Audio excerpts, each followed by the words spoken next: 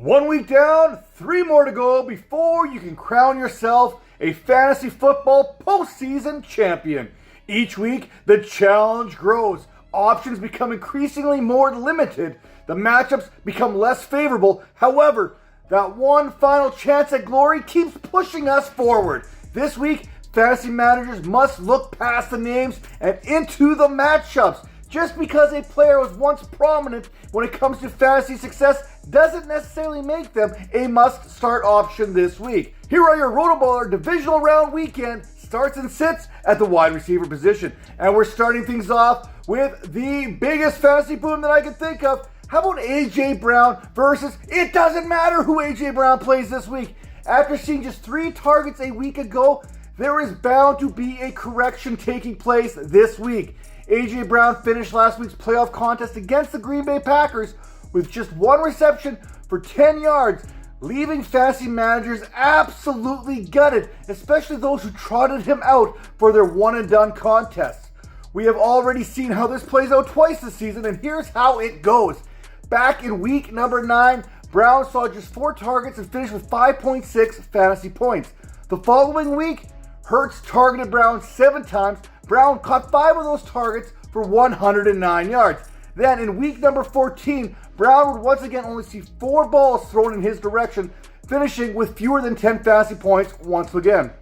The following week, guess what? We had a huge boom week as Brown was peppered with 11 targets, recording 8 receptions for 110 yards and a touchdown. Now, if history has taught us anything, it's that it tends to repeat itself. From weeks 15 through 17, Brown had an air yard share of 50.8%, a target share of 39.2%, accounting for 37.9% of the Eagles' receiving market share. I think it's safe to say, what has Brown done for you lately? Well, didn't do much last week, but get ready for a huge delivery this week. Next wide receiver I'm firing up. How about Terry McLaurin of the Washington Commanders as they head into Detroit to take on the Lions? For the first time in McLaurin's career, he has a competent quarterback under center. With Daniels, McLaurin, he set a new franchise record with 13 touchdown receptions this season, pushing him to the wide receiver 7 over an 18-week period in fantasy. Now, since week number 12, McLaurin has averaged more than 18 fantasy points per game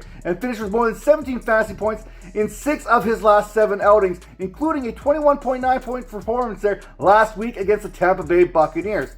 Over the last 7 contests, McLaurin has accounted for more than 36% of the Commanders' air yards, earning a 22.9% target share in the process. Expect those targets to keep on coming and heading into McLaurin's direction. After seeing 10 of Daniels' 35 passing attempts last week, it wouldn't surprise fantasy managers if McLaurin saw close to 35% of a target share this week against the Lions. Detroit, they've already allowed 3,147 receiving yards, 13 touchdown receptions, and 37.18 fantasy points per game to opposing wideouts this season. And my final start of the week, it's Nico Collins of the Houston Texans taking on the Kansas City Chiefs. Now, I'm not a fan of this matchup, but I do love myself some Nico Collins. Could the Texans shock the world and dethrone the champs? Sure.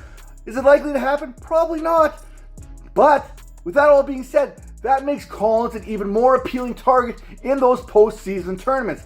Last week against the Los Angeles Chargers, Collins caught 7 passes for 122 yards and a touchdown. On the season, Los Angeles, they allowed 32.75 fantasy points per game. Kansas City, they've allowed similar production to that of the Chargers against the wide receiver position this season, allowing 33.22 fantasy points per game. The passing game, it goes through Collins. In last week's contest, John Michie III, he caught 4 balls for 28 yards. Robert Woods, 2 receptions for 22 yards.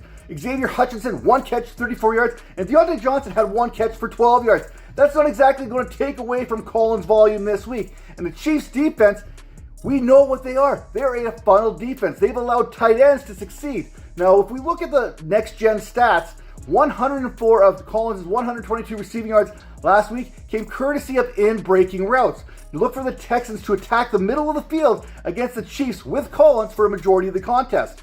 Now, it will be interesting to see if the Chiefs safeties and linebackers can match up against Collins, and we've seen them struggle at times, but can they find a way to contain Collins? I'm betting against that. Now, the wide receivers that I'm definitely betting against, it starts with Marquise Hollywood Brown of the Kansas City Chiefs as they take on the aforementioned Houston Texans. It's simple for me. Marquise Brown, DeAndre Hopkins, One of them is going to draw coverage from All-Pro corner Derek Stingley. And I'm avoiding that matchup like I'm avoiding a routine checkup with my doctor after the age of 40.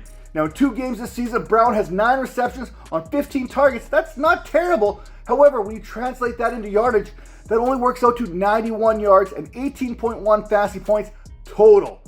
While I believe Brown will become more involved with his Chiefs offense, I don't think it's going to happen this week. And over the final 4 weeks of the fantasy football season, only the Cincinnati Bengals allowed fewer fantasy points per game than the 25.18 per contest the Texans had allowed. In that week 14 through 17 span, Houston allowed just 490 receiving yards and a pair of touchdowns to opposing wide receivers, with Stingley playing a prominent role.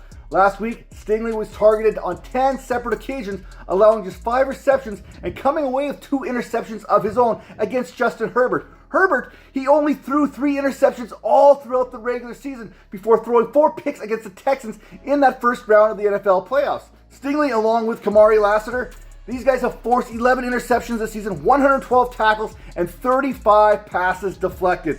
Yeah, Hopkins and Brown, I'm probably fading both of them, to be honest with you.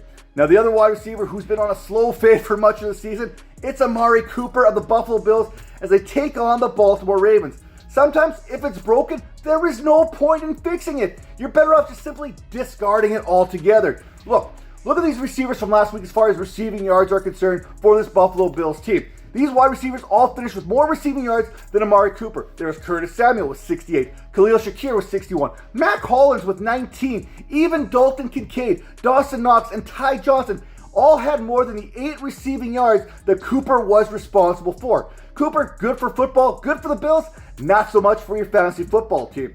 While the Ravens, they have allowed the 5th most fantasy points to opposing wide receivers this season, Baltimore has seemingly adjusted in recent weeks, allowing just 26.38 fantasy points per game, the 3rd fewest during weeks 14 through 17.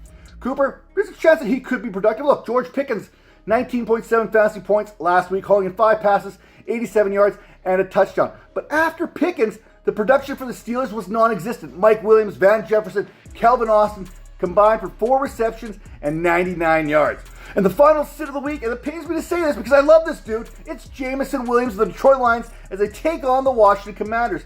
Let's give Jameson Williams the credit that he deserves after he did finish 2024 as a wide receiver 23 in fantasy, averaging 14.5 fantasy points per game. Williams has done an excellent job refining his game, becoming a much more complete wide receiver, registering 10 double-digit fantasy performances in 14 contests. As much as Williams has improved throughout the season, so too have the Washington Commanders' pass defense. Marshawn Lattimore, he made his Commanders debut last week against Mike Evans and the Tampa Bay Buccaneers. With another game under his belt, Lattimore is going to further improve this defense, a defense that allowed just 29.49 fantasy points per game, the 7th fewest over the final quarter of the fantasy football season. Detroit is likely to play some smash-mouth football there this week to control the clock, keep the ball away from Jaden Daniels, and play to its strength against the Commanders' weakness. Washington possesses the 13th ranked defense overall this season, finishing 3rd against the pass, but 30th against the run. With that all being said, if you want to have a run to those fantasy football championships, check out RotoBaller.com for all the latest news and fantasy analysis, and head over to the RotoBaller Discord channel where you'll catch me there 24/7 answering all your fantasy football questions. See you next time.